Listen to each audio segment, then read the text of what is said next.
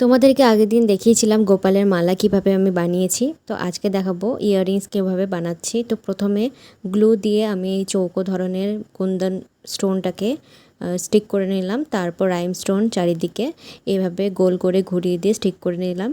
2 minute এইভাবে রেখে দেবো। তারপর আমি হালকা যখন ড্রাই হয়ে যাবে তারপর আমি গোল করে কেটে নিব। আর একটা জিনিস ব্যবহার করেছি সেটা হচ্ছে ফেল শিট। সেটা অনেকটা কাপড়ের মতো কিন্তু একটু মোটা। প্রথমেই ইয়াররিংসের পেছনে গ্লু দিয়ে এই ইয়াররিংসের হুকটাকে স্টিক করে দিব। তারপর ফেল শিটটা দিয়ে বসিয়ে দিব।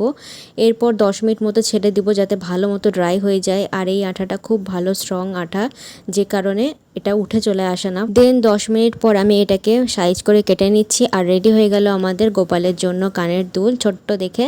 তোমাদের কেমন লাগলো কমেন্ট করে জানিও। এটা খুবই ইজি, তোমরাও বানিয়ে নিতে পারো। ফেলশিটের জায়গাতে তোমরা কার্ডবোর্ডও ইউজ করতে পারো। এইরকম আরও ভিডিও দেখার জন্য সাবস্ক্রাইব করো আর কমেন্টে রাধে রাধে লিখো। বাই।